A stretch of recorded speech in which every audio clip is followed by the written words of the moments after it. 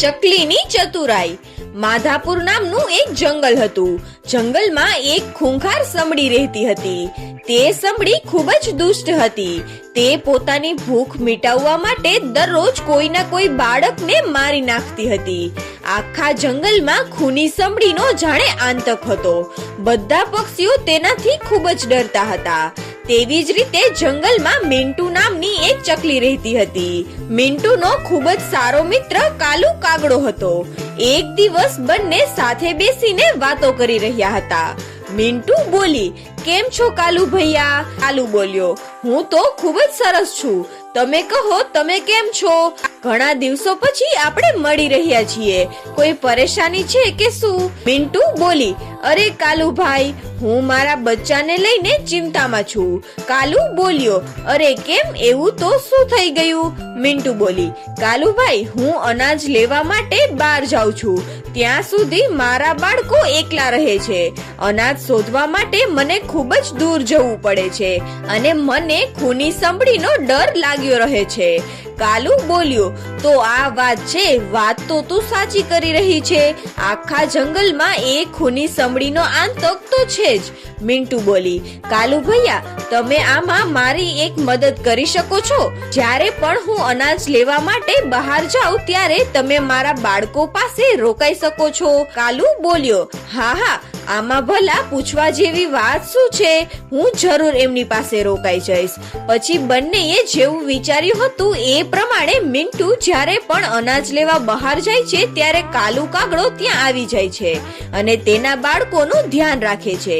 જોત જોતામાં સમય વીતવા લાગ્યો। તેવી જ રીતે જંગલમાં એક દિવસ સમડી શિકાર કરવા માટે નીકળે છે। સમડી બોલી, બહુ ભૂખ લાગી છે મને, ચાલો જંગલમાં જાઉં છું અને શિકાર કરું હું। કેટલાક સમયથી તાજું માંસ ખાવા નથી મળ્યું। એક દિવસ મિન્ટુ અનાજ લેવા માટે બહાર જાય છે અને ખાવાનું શોધતા શોધતા ખૂબ જ દૂર નીકળી જાય છે।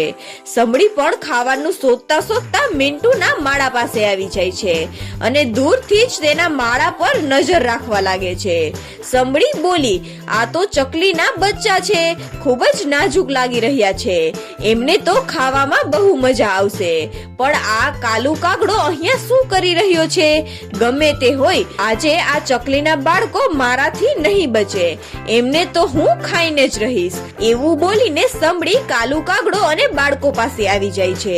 કાલુ કાગડો બોલ્યો, એ સમડી, ત્યાં જ ઊભી રહે, હું છું ત્યાં સુધી આ બાળકોને કોઈ પણ કંઈ નહીં કરી શકે। સમડી બોલી, એ કાલુ કાગડા, આ તારા બચ્ચાઓ થોડીક છે। કાલુ કાગડો બોલ્યો, મારા નથી તો શું થયું, પણ મારા મિત્રના બાળકો તો છે ને, અને એ મારા પર પૂરો ભરોસો કરીને અહીંથી નીકળી છે ખાવાનું લેવા માટે। હું કોઈ પણ હાલતમાં તને ખાવા નહીં દઉં, સમજ્યો? સમડી બોલી, તો પછી હું તને મારીને પછી બચ્ચાઓને લઈ જઈશ। આમ બોલીને સમડી કાલુ કાગડા પર હુમલો કરી દે છે। સમડી કાલુ કાગડાને મારી મારીને ઘાયલ કરી દે છે અને નીચે પાડી દે છે અને બંને બાળકોને લઈને ત્યાંથી ચાલી જાય છે। થોડી વારમાં મિન્ટુ જ્યારે પાછી આવે છે અને જુએ છે। મિન્ટુ બોલી, અરે કાલુ ભાઈ, તમારી આવી હાલત કોણે કરી અને મારા બચ્ચાઓ ક્યાં ગયા છે? કોણ લઈ ગયું તેને? કાલુ કાગડો દુખી થઈને મિન્ટુને બધું જ કહી દે છે। આ બધું સાંભળીને મિન્ટુ જોર જોરથી રડવા લાગે છે। મિન્ટુ બોલી, એ સાંભળી મારા બાળકોને ખબર નહીં પણ ક્યાં લઈ ગઈ હશે। મારા બાળકો ખબર નહીં હવે કઈ હાલતમાં હશે। મને જલ્દી એમની પાસે પહોંચવું પડશે। કાલુ કાગડો બોલ્યો, અરે મિન્ટુ બહેન, એ તારા બાળકોને પોતાના માળા પર જ લઈ ગયો હશે। તું એકલી તેનો મુકાબલો કેવી રીતે કરી શકીશ? એ તને પણ મારીને ખાઈ જશે।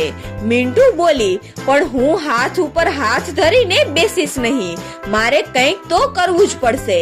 અને પછી બંને લોકો વિચાર કરવા લાગે છે। ત્યારે જ મિન્ટુને એક વિચાર આવે છે। મિન્ટુ બોલી, કાલુભાઈ, મારી પાસે એક પ્લાન છે, બસ હું જેવું કહું છું તમે એમ જ કરતા જજો। એવું બોલીને મિન્ટુ પ્લાન પ્રમાણે સમડીના માળા તરફ ચાલી જાય છે। કાલુ કાગડો પણ મિન્ટુની બતાવેલી જગ્યાએ ચાલ્યો જાય છે। સમડીનો માળો એક મોટા ઝાડ પર હતો। સમડી ત્યાં બાળકોને લઈ ગઈ હતી। સમડી બોલી, બાળકો, તમે દેખાવમાં તો કેટલા સ્વાદિષ્ટ લાગી રહ્યા છો. મન થાય છે કે બધાને એક સાથે ખાઈ જાઉં, પણ એવું હું નહીં કરું. સાંજે બધાને એક સાથે પકાવીને હું ખાઈશ. ખાવામાં ખૂબ જ મજા આવશે. એટલી વારમાં ત્યાં મિન્ટુ પહોંચી જાય છે. મિન્ટુ બોલી, એ સમડી, સાંભળ, મારા બચ્ચાઓને છોડી દે, નહીંતર તને એની ખૂબ જ ખરાબ સજા મળશે. સમડી બોલી, તને તો હું એક જ ઝટકામાં ખાઈ જઈશ. તને શું લાગે છે કે તું મારું કંઈ બગાડી શકીશ? મિન્ટુ બોલી, અરે સમડી, તું મને શું ખાઈશ? તું તો મને પકડી પણ નથી શકતી. તું ફક્ત મારા નાના નાના બાળકોને જ પકડી શકે છે.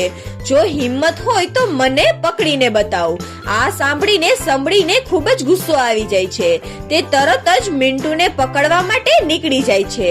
બંને ઉડીને ખૂબ જ દૂર પહોંચી જાય છે. મિન્ટુ એક ઝાડની બખોલમાં ચાલી જાય છે.